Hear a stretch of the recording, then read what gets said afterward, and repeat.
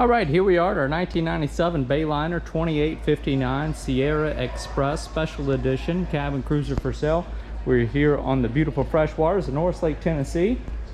This current slip is transferable. If somebody wants to leave it right here, that is an option for you. This is powered by a 7.4 liter MerCruiser V8 inboard outboard stern drive engine with a Bravo 2 Outdrive. This boat comes in at 29 feet 10 inches on the LOA. LOA is length overall with about a 9 foot 9 inch beam. That is the width of the boat. We've got about a 9 foot 9 inch, 9 feet 1 inch bridge clearance. Your bridge clearance is the height from the water line to the top of the boat. And about 600 pounds dry weight. Now, you won't hear us mention the asking price in our video walkthrough tour today, but for your convenience, if you will just scroll down to the video description, there will be a direct link for the listing for this cruiser. And if you can open that up in either a new tab or a web browser, or just click that link, and that will take you right to the listing page for this one, where you're going to find all of our contact information as well as the current asking price. You'll be able to reach out to us by phone, by text, or by email, whatever is most convenient for you. But we do not monitor YouTube comment page, so if you do have any questions about this one, you will need to reach out to us through there. Now, we've got a small swim boarding platform with a 4-step swim boarding ladder. There's that Bravo 2 Outdrive just below the swim deck. Pair of large trim tabs. We've got a little walk-through transom door right here. And we've got a fully enclosed cockpit. Now this canvas here is completely removable. We have some curtains that have been created, as well as screens. So this clear part is your Issenglass, and this is all going to Velcro and can be removed, and we've got a screen underneath of there. So if you're out and you still want to have the top up, and you can use this in a couple different stages. You can just have extended bimini top coming back here to the back, and you can remove all of your lower canvas. You can have it up like it is now and pull out your Issenglass and have your screens for ventilation, and of course you can take it all the way off as well. Now we've got newer interior snap-in carpeting. This is the new style. That is the kind of luxury vinyl woven cockpit carpeting, and I've removed this center section here, and that's just so that I'll be able to raise that engine hatch for you whenever we're done looking through the cabin. So that is to be continued. We've got an enclosure that's been added here underneath the hardtop. So now this enclosure can also be removed, but that will allow you to climate control this area here underneath your hardtop. And you've also got great ventilation here. You've got some large sliding windows on your port and your starboard side that have screens built in. And then we've got a cockpit door right there that's going to close as well. So here in our cockpit, we've got a foldable helm seat that will actually stow out of the way. That's on a little mount right there that can actually hold things and kind of fold up, give you a little bit more space in here if you ever wanted it. They've added a small little table right over here just behind your driver's seat. Here's your steering wheel. They've mounted a little ball there. That's nice for these single engine boats, so you can kind of get that steering where you want it quickly for your low speed maneuverability coming out of the slip. We do have a working standard Horizon Eclipse VHF ship to shore radio. Here's your trim tab controls. Then here at your helm station, we've got speedometer, tachometer, engine oil pressure, battery volts, fuel gauge, and your engine temperature gauge. All that did operate just fine. You've got remote spotlight control right here just below your driver's seat as well. Danforth compass just forward of your helm station. And then over here just beside your driver's seat, I'm actually going to remove this strap right here so you can see. Get the full feel of this. We got a removable table right here, and companion seat right here next to your driver's seat. You step back here, take in this cockpit area. Got LED lighting that's been added overhead, and again we've got that beach weave snap-in cockpit carpeting all the way throughout. So now that I showed you that, I'm going to pull this strap over. So this strap will hold this cabin door in place, so that will stay in the open position for you. And we do have a marine heat and air conditioning unit. That's a 16,000 BTU unit that's running down below there. So again, with kind of your solid cockpit door right here, that will let you climate control this area. All right, stepping down into this one is a very roomy cruiser for its size. I've been impressed with this one from day one when I first stepped on board. We've got, let's see if I can pull it up for you here. The cabin headroom in here is about 6 feet 3 inches. It feels larger than that. We've got a convertible dinette table across from your galley. Now we'll have some photographs of this at the website. Basically, this tabletop's going to lower down. It's going to slide right in here. Actually, these little this trim is actually going to secure that table when it's lowered, and then you can slide over your seat cushions and make an additional sleeping space right here. They'll call that a berth. So that's a convertible dinette is what that's referred to. We're going to have photographs of this with the table down and the cushions in place at the website in the photo slideshow tour. We also have a Boss Marine AM, FM, CD, USB auxiliary input, Bluetooth stereo with 2 cabin speakers and 12-volt power outlet right over there. Again, more LED lighting overhead. As I pan around here in the bow area, we've got a large V-berth. Do have a privacy curtain. It'll be right here. That's going to slide all the way over. Now we have matching cushions just underneath here. This is a nice memory foam mattress, a couple inch thick. Is that maybe about 4 inch thick memory foam mattress that's on top of these cushions, and that's basically protected in a mattress cover. But again, nice large V-berth here. You can see you've got a little storage shelf that's going to go all the way around, and some more of that LED lighting up there as well. We've got the privacy shades over top of your bow windows. Of course, these are going to remove, let in more light, give you more visibility down here. And we've got canvas curtains on your port and starboard side windows. Again, additional screens down here. It's going to give you a lot of ventilation, so you're going to have really nice visibility down here in the cabin, as well as ventilation integrated into it. So here's that marine air unit. Again, that's a reverse cycle. It's going to have heat and air conditioning. And then we've got a small little alcohol and electric double burner range top. You've got 2 sets of controls on here. Electric controls are over here. Your alcohol controls are here.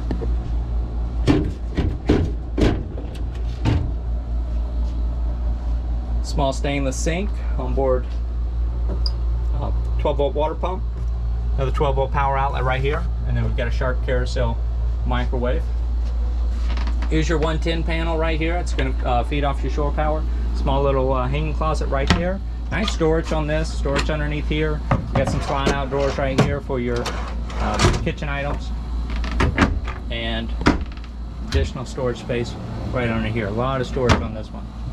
Same thing over here. This accesses your storage underneath this bench seat. You've got two ways to access that, through this side door or underneath the seat. Additional storage underneath your dining table there. And same thing over here. Now this is your Norcold AC/DC refrigerator. AC/DC means shore power or battery power. DC is your battery power, so it's a 12-volt or electric small little Norcold refrigerator. And you've got a hatch underneath the far port side of that seat that will allow you to access storage in just behind that refrigerator there. Here's our head compartment. We've got a Japscode manual flush marine head with a waste holding tank. Everything on Norris Lake will have a waste holding tank. They'll actually come to your slip and pump you out. Small little sink right here, hot and cold water. This is sometimes referred to as a wet head, meaning the shower for here is actually this faucet. It's going to pull out and it's going to mount right here. And then you've got a drain in the floor and a shower sump pump, and that's where it gets its name or nickname of being referred to as a wet head. Waste holding tank capacity on this one is 30 gallons. We got approximately 36 gallon freshwater tank and 102 gallon aluminum fuel tank. Now, here's your mid cabin. Normally this mid cabin is kind of underneath the cockpit flooring, and it's kind of a crawl in and out. On this 2859, you've got your own little entry door right here, and you're gonna have this headroom continue all the way into this, to your mid cabin. You've got another large hanging closet right here with some shelves in there, and then a good size berth right here. You got a little reading light, 2 more LED lights overhead. That would be another hatch right there that's going to open to the cockpit area, so that'll allow you to bring in some ventilation back here. Another screen window just on that port side wall above that hanging locker. Little shelf right there as well. And again, we've got the same upholstered cushions, and they've just added custom memory foam on top of that, and just got a little mattress protection cover right here. Storage cubby area just behind that vinyl at the foot of the mid cabin bed. And we've got a little captain's quarters little placard right here, and this door will completely close. We've got a mirror back here and some hanging hooks, and then that ventilation is down here as well. It's kind of why I wanted to show you this door. That's your heat and air conditioning coming into this mid cabin as well. So again, this is very roomy. You've got 2 steps coming down from the cockpit down into here, and just something about this one, it really feels like a much larger boat. Lots of room in here, lots of windows and natural lighting, good visibility out of here, and good ventilation down here. Now, this will just be an access point right here. I've actually put in kind of a little bit of a false floor just to make this usable storage space. That's a great place to have people put a little waste bin right there, and then another little access panel right here. That shows you our onboard water pump. That would be the freshwater tank or the waste holding tank right there. Here's your onboard water pump. But nice clean dry bilge down there. All right, let's head to the engine room. So we're going through this cockpit door, and we're gonna raise the hatch here.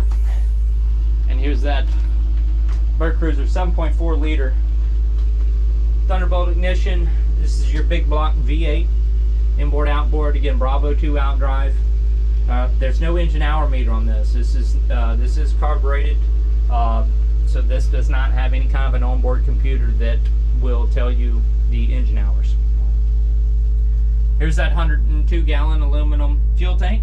I'm actually going to step down into our bilge area here just so I can turn around and show you. Here's our battery bank. Got a small onboard battery charger right here, and then we've got a 6 gallon. This is a dual source water heater. And dual source means that you can simply run your run your engine to make hot and cold water. Although, is that the plumbing going in there? Oh, I'm sorry. This can be converted to dual source. You've got the caps for it right here, but the dual source has not been connected. So that's just a standard electric water heater. Shore Power will run this, but you do have the option right here. You have these caps where you can turn that into a dual source. And if you want to do that, essentially what you do is you plumb it into your cooling lines right here off the engine block. That actually can very easily be done if you have the capable water heater to do so. And that one you do have that. So you would have the option to easily turn that into dual source. All right, now I'm going to climb out of here. Actually, as I do, this will allow you to get into where that onboard battery charger is, give you access to your batteries. And then over here on your starboard side, well, I'm gonna have to show you that after I climb out. Another storage locker there. Let me go ahead and close our engine hatch. So we've got storage access right here, all the way across the back. This is where I've got that other section of cockpit carpeting rolled up right now. We got some additional storage in there. And then here's the one I started to show you when I was down in the engine hatch. Let me close our transom door. And this guy right here will lift up. And there's your nice large. This could be used as a cooler or an ice box. Notice that little drain right there. That's going to drain down into the bilge. Or you can also just put your wet storage items right there. A little bit of mark right here. Something's kind of took a good little impact onto that. And we got 3 rod holders back here in the cockpit. There's one of them there. There's another one, and one over here on your starboard side. All right, so I'm gonna come back out on our swim platform, and I'm gonna walk up the side, show you our bow area, and then we're gonna start kind of going into the wear and tear on this one. Do have some removable cushions up here on the bow. Here's your bow hatch right here that leads down to the V-Berth. So again, another way to get a lot of ventilation down into here. There's your anchor roller, anchor chain, and rod stowed right in there. And here's that hard top that covers your cockpit area. Got an anchor light up there, your horn, there's your remote spotlight. And then back here would be an older style TV antenna. Now we do have some areas up here on the bow along your windshield line of some stress cracks. So I want to show you these areas here. And when the boat is stored under cover, these stress cracks tend to be more cosmetic. But, and you can see those stress cracks, well maybe you can see that, maybe not. They go kind of into that cockpit area. That's basically just above your helm area right there. You can see the steering wheel right there, and there's your Danforth compass. But those stress cracks kind of continuing on right there and going all the way over to here. Now these black dots here, that's just dirt. Every bit of that's gonna come right off. Well, let's see if I can show you. Every bit of that, and this is basically no cleaning product whatsoever. You do get some cleaning product on here.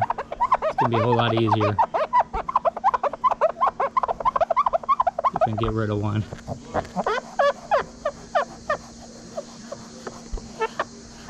But that's essentially why we're not really kind of going into detail on this stuff right here. That's all gonna come right off of there.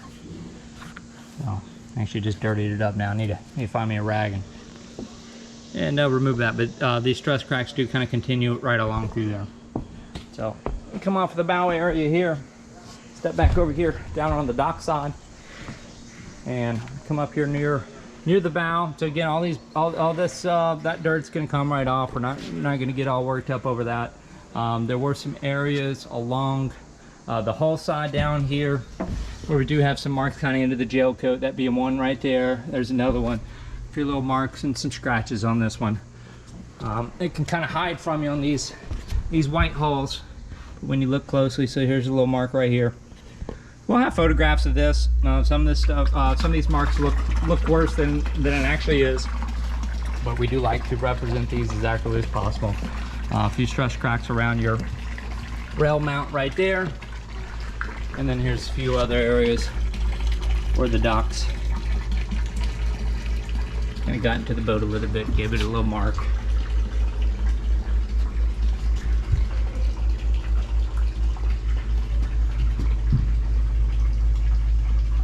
Bottom paint does look good on here. And then a few more marks back here in this corner. And then I'm gonna head back up. Is that another? Nope.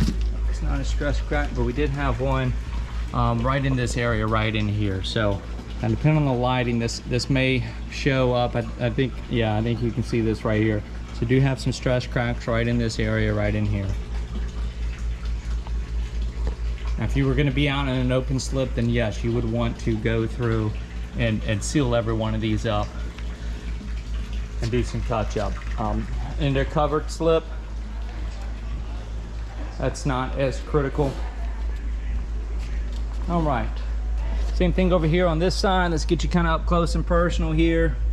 Down here in this port side corner, we've got some dock marks. Sometimes you hear that called dock rash.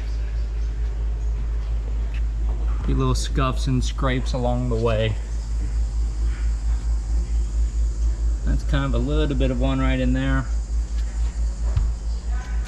And then similar stress crack over here on the port side corner. It's gonna run right in here. And it's kind of continuing up.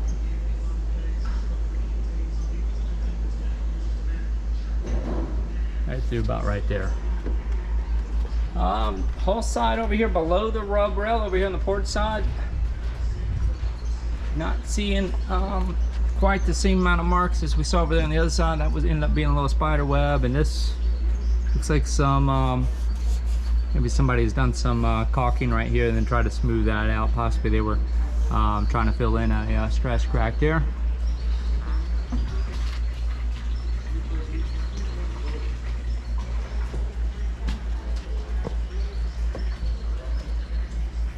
Cabin windows all look pretty good. A little mark or two on the deck right here. And then I think this is about where we started over here in this window corner, where we started with some stress cracks right there. So that's going to kind of wrap things up for us here. Again, this is the 1997 Bayliner Ciera Express Special Edition, 2859